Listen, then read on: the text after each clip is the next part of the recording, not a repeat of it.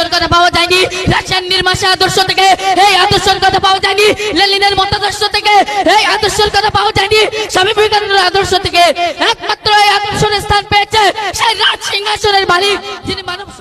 প্রিয় শ্রোতা মণ্ডলী, ধাত্রীর বুকে যখন অমানসিক অত্যাচার, অবিচার, ব্যভিচার, ফিতনা, ফাসাদের কূটনীতিকায় গোটা বিশ্ব আজ ঘোর অন্ধকারে আচ্ছন্ন, মানব সমাজ সুখ শান্তির জন্য চাতক পাখির ন্যায় নয়ন মেলে গগন চেয়ে থাকতো। কখন গগন হইতে বসুন্ধরায় শান্তির পেয়ালা নিয়ে খোদার প্রেরিত শুভগমন করবে ও আমাদের অমৃত সুধা পান করিয়ে সকল প্রকার তৃষ্ণাকে নিবারণ করবে।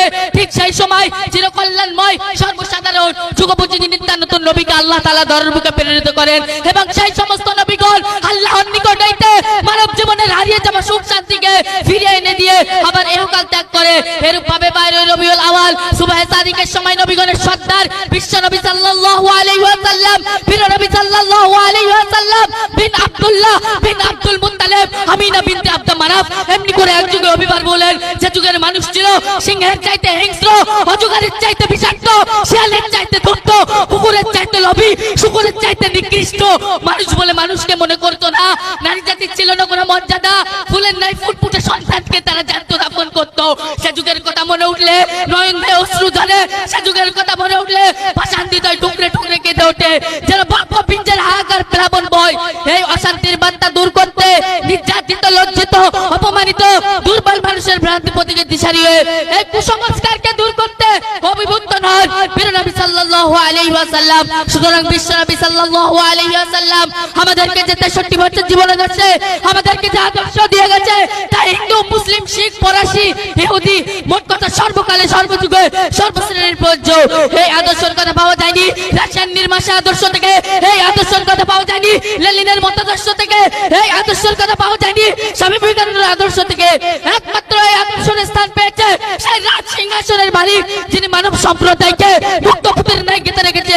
আসুন সেই প্রিয় নবী সাল্লাল্লাহু আলাইহি ওয়াসাল্লামের অনুপম আদর্শ থেকে দৃষ্টি নিক্ষেপ করি। প্রিয় শ্রোতা মণ্ডলী, প্রিয় নবী সাল্লাল্লাহু আলাইহি ওয়াসাল্লামের স্রষ্টা গ্রন্থরা যে বর্ণনা করেছে ইন্নাকা আলা খুলুকিন আযীম, অর্থাৎ নিশ্চয়ই আপনার আদর্শ সর্বশ্রেষ্ঠ।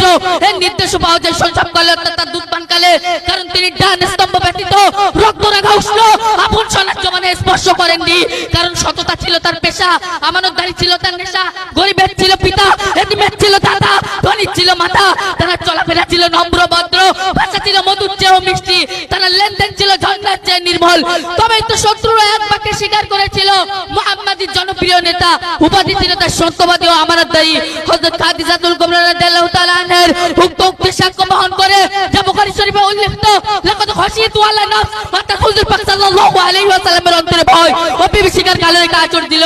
হযরত জিবরাইল আলাইহিস সালামের প্রথম সাক্ষাৎ লাভে ফাকালাত খাদিজাতু, হযরত খাদিজা রাদিয়াল্লাহু তাআলা বললেন কাল্লা ওয়াল্লাহি লা ইউযিকাল্লাহু আবাদান, অর্থাৎ আল্লাহ পাক আপনাকে কোনোদিনও অপদস্থ লাঞ্ছিত করবেন না, কারণ ইন্নাকা লা তাসিলুর রিহমা, আপনি সর্বদা আত্মীয়তা বন্ধন অনুক্ষুণ্ণ রাখেন।